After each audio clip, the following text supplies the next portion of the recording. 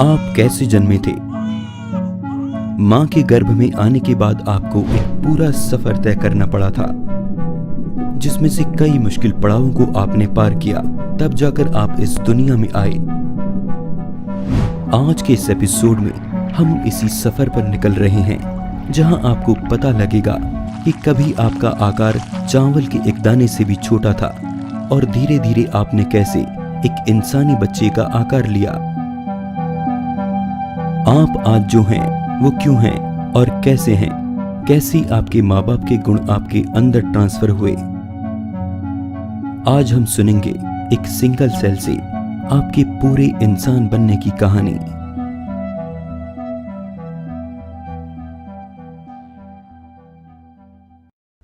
ये इस सीरीज का दूसरा एपिसोड है। अगर आपने पहला एपिसोड नहीं देखा तो वीडियो के डिस्क्रिप्शन और पिन कमेंट में दिए लिंक पर क्लिक करके आप पहला एपिसोड देख लीजिए, क्योंकि ये वीडियो आपके तभी समझ आएगी।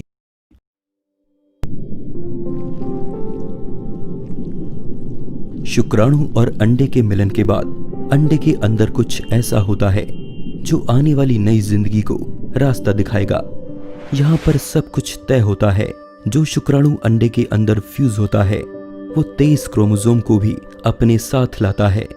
ठीक यही बात महिला के अंडे के साथ भी होती है। उसमें भी 23 क्रोमोसोम्स होते हैं। अब ये क्रोमोसोम्स क्या होते हैं?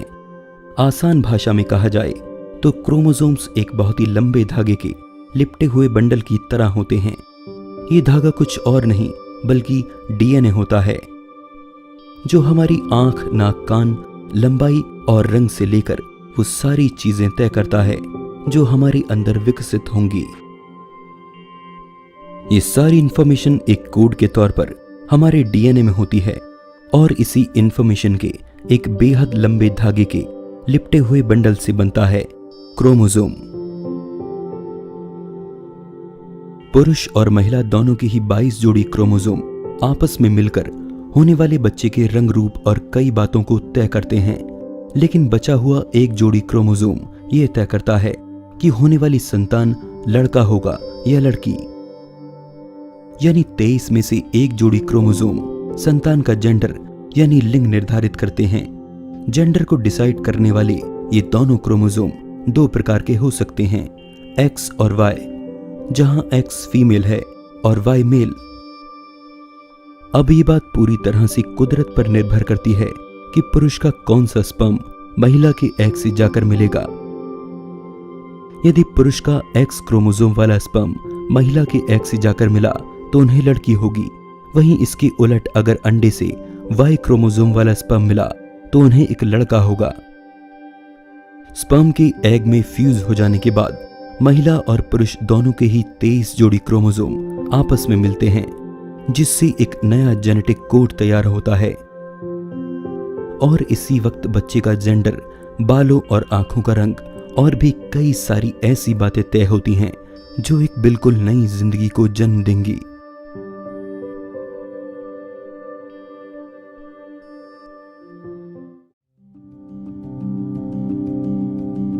इसके कुछ ही घंटों बाद अंडे में मौजूद सेल 2 भागों में डिवाइड होता है, जिसके बाद ये दोनों 4 में डिवाइड होते हैं, उसके बाद 8 में, उसके बाद 16 में और आगे भी इसी तरह से। लेकिन ऐसा होना इतना भी आसान नहीं है, क्योंकि 70% एग्स इसी प्रोसेस में पहले 6 दिन में फेल हो जाते हैं, जिस समय महिला को इस सब के बारे में पता भी नहीं होता। लेकिन अगर ये प्रोसेस ठीक से हो जाती है तो एक नई प्राणी के शरीर के विकसित होने की शुरुआत हो जाती है और ये एग अब एग न रहकर एक एम्ब्रियो यानी भ्रूण में बदलने लगता है। लेकिन अपनी अर्ली स्टेज में कभी कभी ये एम्ब्रियो 2 भागों में बंटता है, जिससे इसकी लगभग एक जैसी 2 कॉपी बनती हैं और यही कारण है आइडेंटिकल ट्विंस यानी जुड़वा बच्चों के होने का।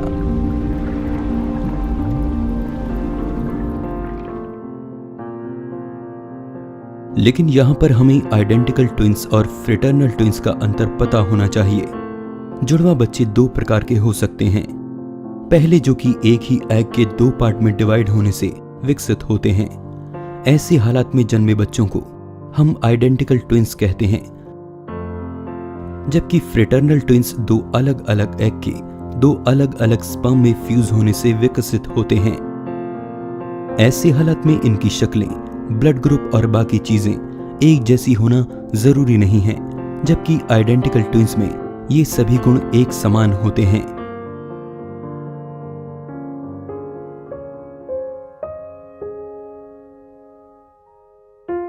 आइडेंटिकल ट्विंस होने पर भले ही माँ बाप को खुशी हो, लेकिन ऐसा होना खतरनाक भी हो सकता है। कभी कभी एम्ब्रियो डिवाइड होते समय फेल भी हो जाता है। डिवाइड हो रहे एम्ब्रियो को पहले 2 वीक में ही पूरी तरह से 2 भागों में अलग होना होता है।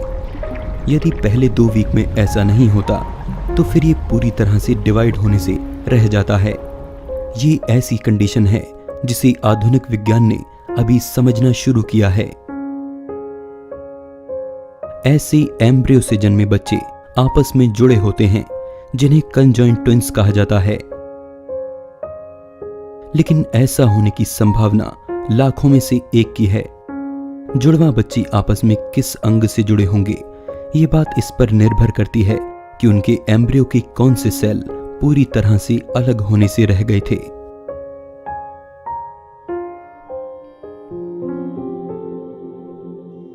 अब तक अंडे के साथ जो भी हुआ वो फैलोपियन ट्यूब के अंदर हो रहा था, और इसी ट्यूब के जरिए अंडा मां के गर्भाशय की ओर धीरे धीरे बढ़ रहा था।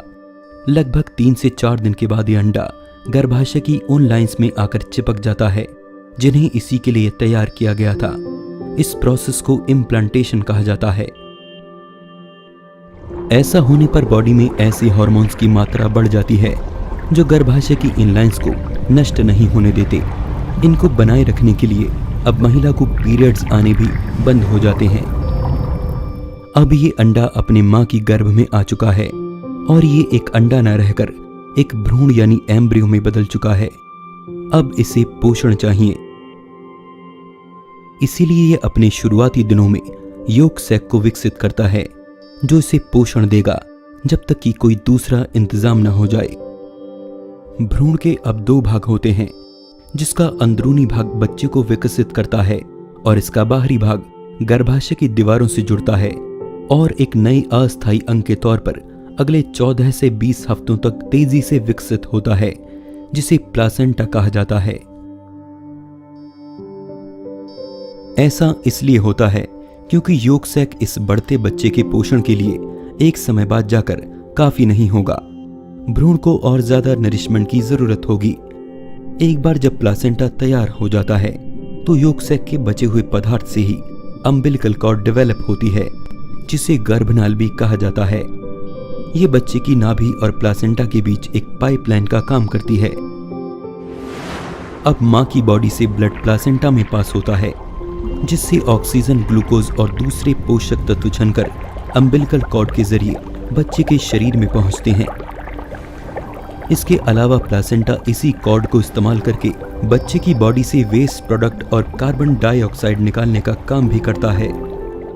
यहाँ सबसे हैरान करने वाली बात यह है कि प्लासेंटा खून से इन पोषक तत्वों और ऑक्सीजन को छानकर बच्चे के शरीर में तो भेज देता है, लेकिन किसी भी तरह से मां के खून को बच्चे के शरीर में नहीं जाने देता, क्योंकि अगर ऐसा हुआ तो मां और बच्चे दोनों की ही जान जा सकती है। जिस समय ये सब होता है उस दौरान भ्रूण में कई बड़े बदलाव आते हैं। आइए अब उन्हें देखते हैं। अंडे के अंदर सेल डिवाइड होना शुरू होते हैं और दूसरे हफ्ते तक आते आते इनमें बदलाव आता है। धरती पर मौजूद हर जिंदा प्राणी पैदा होने से पहले इस प्रोसेस से होकर गुजरता है, जिसे गैस्ट्रुलेशन कहा जाता है। डिवाइड हुए छोटे छोटे सेल में से हर एक ये तय करता है कि वो बॉडी का कौन सा हिस्सा बनेगा। बच्चे का दिल, दिमाग, मसल और बाकी हिस्से इन छोटे सेल्स के जरिए आगे जाकर विकसित होते हैं। 3 हफ्तों की ग्रोथ के बाद भ्रूण में एक नन्हा दिल भी विकसित हो जाता है। इस वक्त तक इंसानी भ्रूण धरती पर मौजूद बाकी जीवों की भ्रूण की तरह ही लगता है, लेकिन 10 हफ्तों के बाद ये इंसानी भ्रूण के जैसा दिखना शुरू हो जाता है। यहां तक आकर भ्रूण का चेहरा भी उभर आता है। कुछ हफ्तों के बाद भ्रूण मां की ब्लड सप्लाई से प्लासेंटा के जरिए जुड़ता है और फिर तेजी से बढ़ता है। इस वक्त मां जो भी खाती है उसकी एक हिस्से का पोषण बच्चे को मिलता है। जैसे जैसे बच्चा अंदर बड़ा होता है वैसे वैसे मां के गर्भ का साइज पहले से कई गुना ज्यादा बड़ा होने लगता है, अपने नॉर्मल साइज से कई 100 गुना ज्यादा। मां और बच्चे के बीच प्लासेंटा और अम्बिलिकल कॉर्ड एक मजबूत रिश्ते को कायम करते हैं जिसमें सारी मेहनत मां की होती है। लगभग 9 महीने मां के गर्भ से बच्चे को पोषण मिलता है और इस बीच यही गर्भ उस नन्ही जिंदगी की दुनिया होती है जिसमें उसे वो सब मिलता है जिसे उसकी जरूरत होती है। और आखिर में आकर एक नई जिंदगी उस दुनिया से इस दुनिया में आती है जिसकी शुरुआत कभी 2 बेहद छोटे सेल्स के मिलन से हुई थी।